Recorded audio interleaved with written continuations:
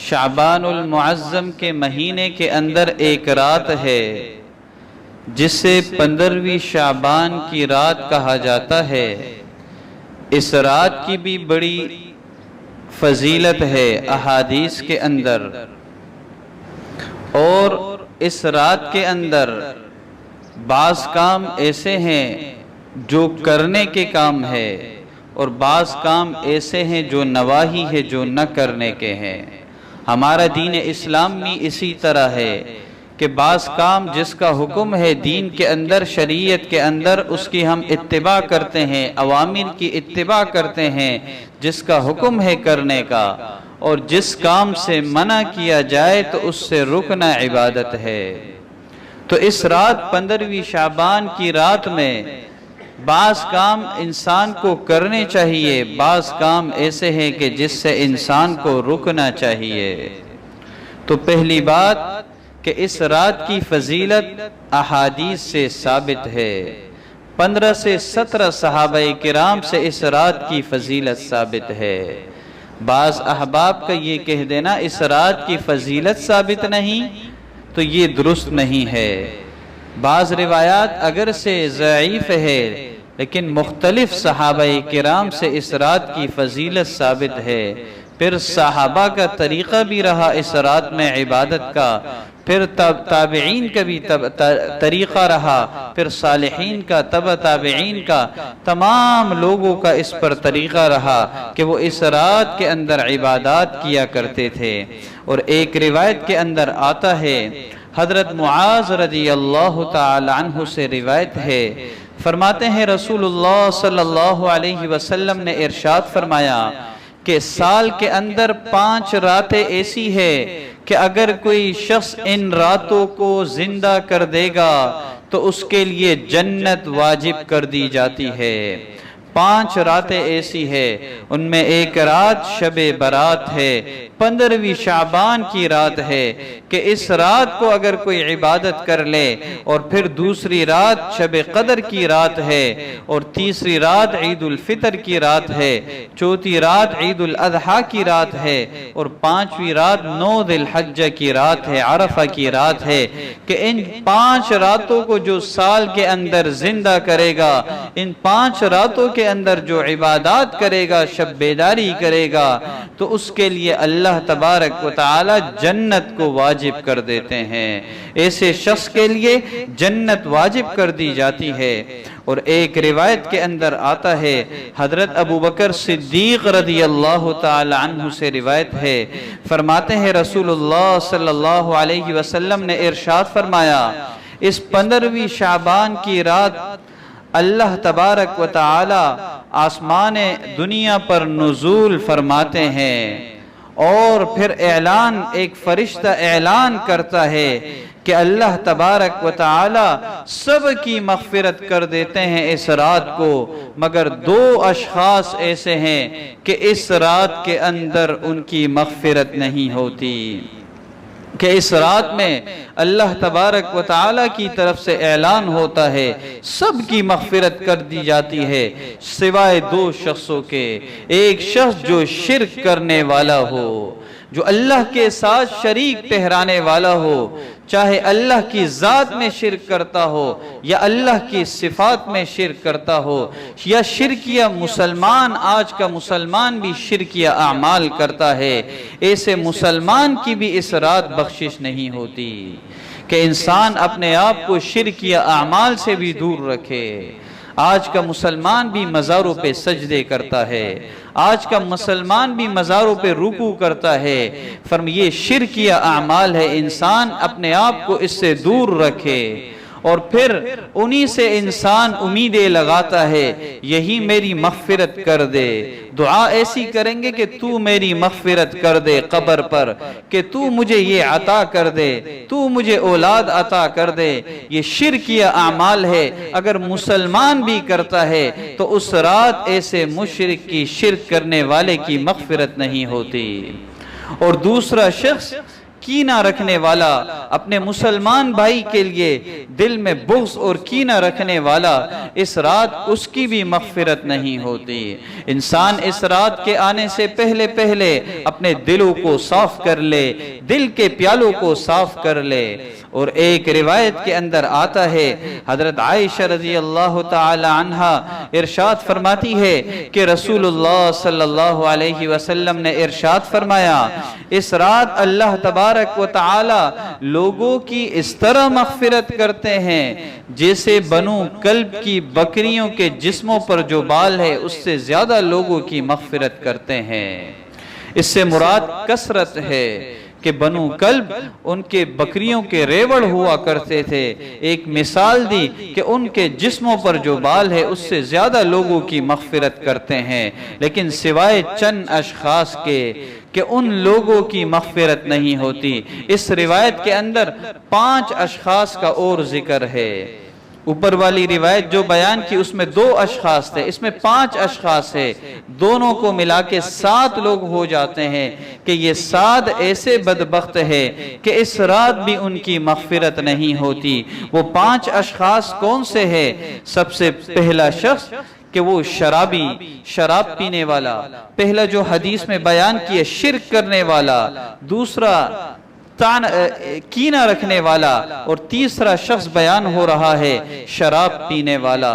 شراب کا عادی، شراب پینے والے کی بھی اس رات میں اللہ تبارک و تعالی مغفرت نہیں فرماتے۔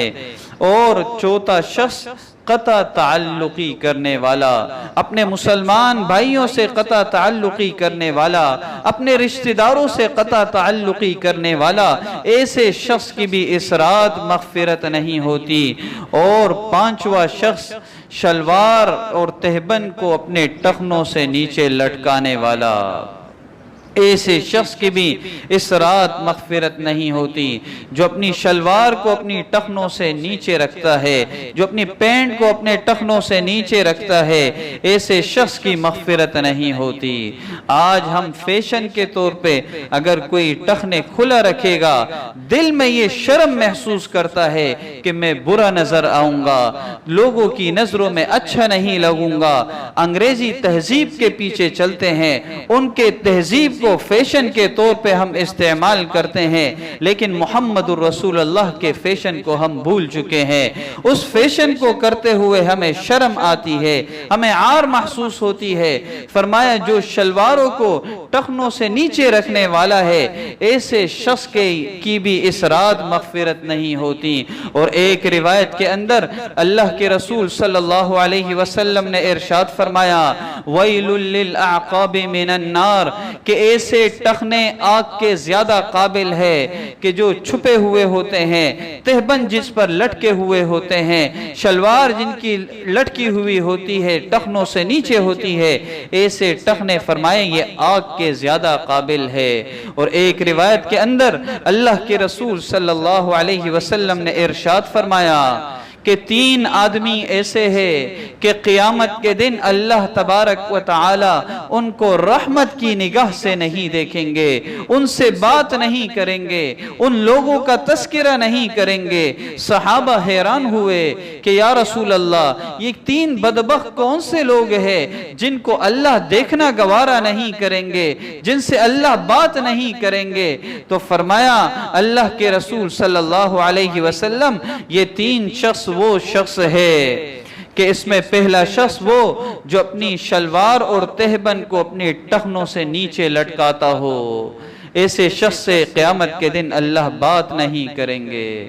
دوسرا شخص وہ دکاندار، وہ تاجر جو جھوٹی قسمیں کھاتا ہو، فرمایا ایسے شخص سے بھی اللہ بات نہیں کریں گے۔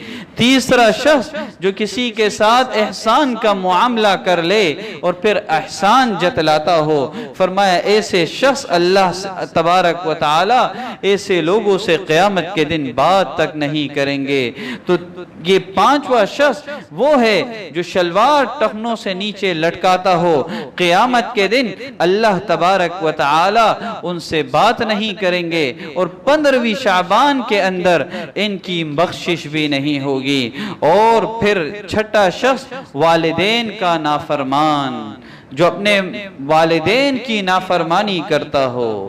آج کون سا گھر ہے کہ جس میں بیٹا اپنے والدین کی نافرمانی نہ کرتا ہو، جس میں نافرمان بیٹا نہ موجود نہ ہو؟ بہت کم گھر ایسے ہوتے ہیں۔ فرمایا جو والدین کا نافرمان ہوگا اس کی بھی اس رات کوئی بخشش نہیں ہے۔ اور ساتواں شخص ناحق قتل کرنے والا، ایسے شخص کی بھی اللہ تبارک و تعالی بخشش نہیں فرمائیں گے۔ یہ ایسی رات ہے شب براءت، ایسی رات ہے یہ 15ویں شعبان کی رات کہ اللہ تبارک و تعالی کی رحمت جوش میں ہوتی ہے، مغفرت کر دی جاتی ہے، مگر یہ 7 قسم کے لوگ ایسے ہیں کہ ان کی اس رات بھی مغفرت نہیں ہوتی۔ حضرت عثمان بن عاص رضی اللہ تعالی عنہ سے روایت ہے، فرماتے ہیں رسول اللہ صلی اللہ علیہ وسلم نے ارشاد فرمایا، جیسے ہی اس رات کا آغاز ہوتا ہے ایک فرشتہ آواز دینے والا فرشتہ آواز دیتا ہے، حل من مستغفر فاغفر لہ، کون ہے اللہ سے مغفرت طلب کرنے والا کہ اس کی مغفرت کر دی جائے، حل من سائل فاعطی لہ، کون ہے اللہ سے مانگنے والا کو اسے عطا کیا جائے۔ اس رات فرشتہ ندا لگاتا ہے، جیسے ہی یہ رات داخل ہوتی ہے، عام دنوں کے اندر تو تہجد کے وقت فرشتہ ندا لگاتا ہے، لیکن اس رات کی ایک فضیلت یہ ہے جیسے ہی سورج غروب ہوتا ہے، یہ رات مغرب کے بعد جیسے داخل ہو جاتی ہے تو اللہ تبارک و تعالی کی طرف سے فرشتہ ندا دینا شروع کر دیتا ہے، کون ہے اللہ سے بخشش طلب کرنے والا، کون ہے اللہ سے رزق مانگنے والا۔ اللہ تبارک و تعالی ہر ایک کی حاجت کو پورا کرتے ہیں۔ فرمایا اس رات کو اللہ تبارک و تعالی دعاؤں کو قبول فرماتے ہیں، اور اس رات کے اندر عبادات کرنا نفلی عبادتوں سے اس رات کی شب بیداری ایسی ہو کہ انسان نوافل کا اہتمام کرے، عبادات کے اہتمام سے اس رات کو جاگے۔ جاگنے کی رات اس لیے نہیں ہوتی کہ انسان فضولیات میں لگے۔ آج ہم کہتے ہیں جاگنے کی رات ہے، لیکن ایسے کاموں میں لگ جاتے ہیں جو نہ کرنے کے ہوتے ہیں۔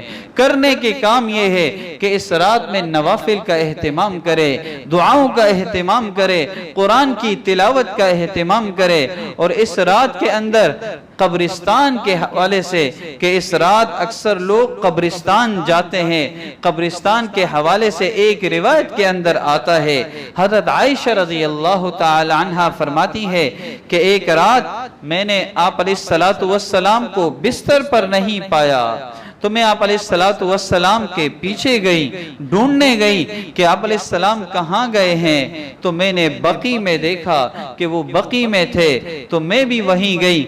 آپ علیہ السلام نے مجھے دیکھ کر فرمایا، کیا اے عائشہ آپ یہ سوچتی ہو کہ محمد الرسول اللہ آپ کے ساتھ بے انصافی کریں گے؟ فرمایا میرا یہ خیال تھا، لیکن آپ علیہ السلام نے فرمایا پھر کہ اس رات کے اندر اللہ تبارک و تعالی لوگوں کی ایسی مغفرت کرتے ہیں جیسے بنو کلب کے بکریوں کے جسم پہ جو بال ہے، اس سے زیادہ اللہ تبارک و تعالی مغفرت فرماتے ہیں۔ تو اس رات کے اندر آپ علیہ السلام قبرستان گئے ہیں، لیکن قبرستان ایسے خفیہ گئے تھے کہ حضرت عائشہ رضی اللہ تعالی عنہ کو بھی معلوم پتہ نہیں چلا۔ لیکن ان راتوں کے اندر ہم قبرستان کس طرح جاتے ہیں؟ ان راتوں کے اندر قبرستان میں چراغاں ہو جاتی ہے، ٹولیوں کے شکل میں لوگ جا رہے ہوتے ہیں، اور اس نیت سے کہ یہ سنت ہے، اس رات آپ علیہ السلام گئے ہیں۔ یہ سنت بعض سنن ایسے ہوتے ہیں جو سنن مستمرہ ہوتے ہیں، جن پر اللہ کے رسول صلی اللہ علیہ وسلم نے پابندی سے عمل کیا ہوتا ہے۔ بعض سنن ایسے ہوتے ہیں جو غیر مستمرہ ہوتے ہیں، جن پر ہمیشہ آپ علیہ السلام نے عمل نہیں کیا، اور یہ جو آپ علیہ السلام کا طریقہ تھا یہ پوری زندگی میں ایک مرتبہ گئے ہیں، اور ایسے چھپ کے گئے ہیں کہ کسی کو پتہ نہ چلا، کسی صحابی کو پتہ نہ چلا، تو یہ سنن ہم ہر سال قبرستان جانا لازمی سمجھتے ہیں۔ تو ہر سال قبرستان نہیں جانا چاہیے، اور قبرستان اس لیے جاتے ہیں کہ موت کی یاد آ جائے۔ جب قبرستانوں کے اندر چراغاں ہوتا ہے تو وہاں کہاں پھر موت کی یاد آئے گی؟ جب ٹولیوں کی شکل میں لوگ جا رہے ہوں گے، جس مقصد کے لیے جانا ہوتا ہے وہ مقصد ہی حاصل نہیں ہوتا۔ اس لیے آپ علیہ السلام زندگی میں ایک مرتبہ گئے ہیں۔ جو سنت آپ علیہ السلام سے جس درجے میں شامل ثابت ہو، انسان اسی درجے میں اس پہ عمل کرے۔ نبی علیہ السلام زندگی میں ایک مرتبہ گئے، اگر ایک مرتبہ چلے گئے، خفیہ طریقے سے چلے گئے اور دعا کر لی آ گئے، تو اس سنت پہ اس درجے پہ عمل ہو گیا۔ لیکن ہر سال پابندی سے جانا اور اس طرح ٹولیوں کی شکل میں جانا، یہ آپ علیہ السلام سے ثابت نہیں ہے۔ انسان اس سے گریز کرے، اور پھر اس رات کے اندر ایک خرابی کہ نوافل انسان ادا کرے، لیکن جماعت سے آج کل نوافل بھی جماعت سے ہو رہی ہے۔ صلاۃ التسبیح کی نماز جماعت سے ہو رہی ہے۔ نوافل کی شان یہ ہے، نوافل کا قاعدہ بھی یہ ہے کہ انسان گھر کے اندر ادا کرے۔ نوافل اور سنن بہتر یہ ہے، افضل یہ ہے انسان گھر کے اندر ادا کرے۔ اور ایک روایت کے اندر آتا ہے کہ اپنے گھروں کو قبرستان نہ بناؤ، کہ انسان نفل نماز، سنت نماز انسان گھروں میں ادا کرے، لیکن سنت کے چھوٹنے کا اگر خوف ہوتا ہے پھر مسجد میں پڑھ لینا چاہیے، لیکن بہتر افضل یہی ہے انسان گھر سے سنت پڑھ کے آئے۔ تو سنن اور نوافل کا یہی قاعدہ ہے۔ اور پھر اس رات کے اندر من گڑت باتیں چلتی ہے کہ اس رات میں نوافل کی پہلی رکعت میں کوئی سورہ اخلاص اتنی دفعہ پڑھے گا، دوسری میں فلاں سورت اتنی دفعہ پڑھے گا تو اس کے لیے جنت واجب کر دی جاتی ہے، اس کی مغفرت کر دی جاتی ہے۔ تو ایسی چیزیں احادیث سے ثابت نہیں ہے۔ جس درجے میں جو بات پیغمبر اور آپ علیہ السلام سے ثابت ہو، انسان اس پر عمل کرے، ایسی کوئی بات ثابت نہیں ہے۔ پھر صلاۃ التسبیح نفل نماز کے جماعت کا اس رات خصوصی اہتمام کیا جاتا ہے۔ فرائض کے لیے اٹھتے نہیں، فرائض کا اہتمام نہیں کرتے، نوافل کی جماعت کا اہتمام ہو رہا ہے۔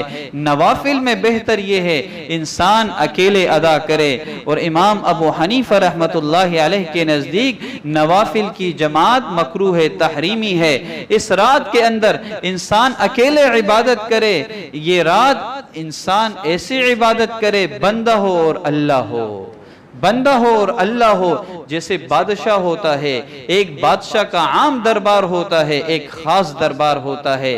فرائض مسجد میں اس لیے ادا کرتے ہیں، فرائض شعائر اسلام میں سے ہے، دین کا شعار ہے، اس کو ظاہر کر کے اس کو سامنے مسجد میں، اس کی شان یہ ہے کہ مسجد میں اس کو ادا کیا جائے، جماعت میں ادا کیا جائے۔ اور نوافل کی شان یہ ہے کہ انسان تنہائی میں اللہ سے راز و نیاز کرے، تنہائی میں اللہ سے دعائیں کرے، تنہائی میں عبادات کرے، اور تنہائی میں اللہ تبارک و تعالی سے رو رو کر اس رات میں اپنی بخشش کروائے۔ اور پھر اس رات کے اندر کہ 15ویں شعبان کو روزے رکھنے کے حوالے سے کہ 15ویں شعبان کے روزے کی کیا حیثیت ہے، ایک ضعیف روایت سے ثابت ہے 15ویں شعبان کا روزہ، مگر انسان یہ کرے، بہتر یہی ہے کہ شعبان کے مہینوں کے روزے 1 تاریخ سے لے کر 27 تاریخ تک کے روزے آپ علیہ السلام اس مہینے کے اندر روزے رکھا کرتے تھے۔ 28 اور 29 تاریخ کو آپ علیہ السلام نے منع فرمایا اس مہینے کے، باقی مہینے کسی بھی دن انسان روزے رکھ سکتا ہے۔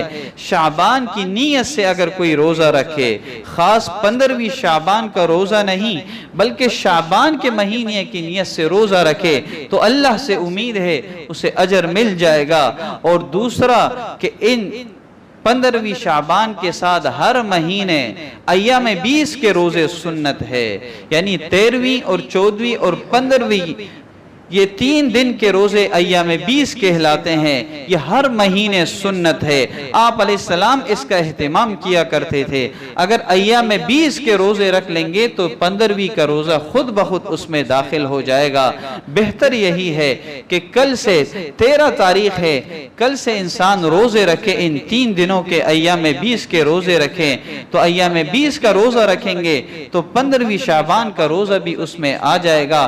تو ان روزوں کا اہتمام کرے، اور اس رات کے اندر آتش بازیاں کرنا یہ ایمان والوں کا، مسلمانوں کا طریقہ نہیں ہے، یہ اسراف میں آتا ہے، یہ غیروں کا طریقہ ہے، یہ اسراف میں آتا ہے ان المبذرین کانوا اخوان الشیاطین، کہ جو اسراف کرنے والے ہوتے ہیں وہ شیطان کے بھائی ہوتے ہیں۔ اور دوسری خرابی یہ ہے کہ مسلمانوں کے لیے عبادات کی رات ہے، مسلمانوں کی عبادات میں خلل پڑتا ہے، یہ گناہ بھی آ جاتا ہے، تکلیف کا گناہ بھی آ جاتا ہے، اسراف کا گناہ بھی آ جاتا ہے، اور پھر یہ غیروں کا طریقہ ہے، ایمان والوں کا طریقہ نہیں ہے، مسلمانوں کا طریقہ نہیں ہے۔ تو اس رات کے اندر جو کام کرنے کے ہے، انسان نفلی عبادات کا اہتمام کرے، ایام 20 کے روزوں کا اہتمام کرے، اس رات تلاوت کا اہتمام کرے، نفلی عبادات جماعت کے ساتھ نہیں بلکہ تنہائی میں کرنے کا اہتمام کرے۔ اللہ تبارک و تعالی ہم سب کو عمل کی توفیق عطا فرمائے۔ وآخر دعوانا ان الحمدللہ رب العالمین۔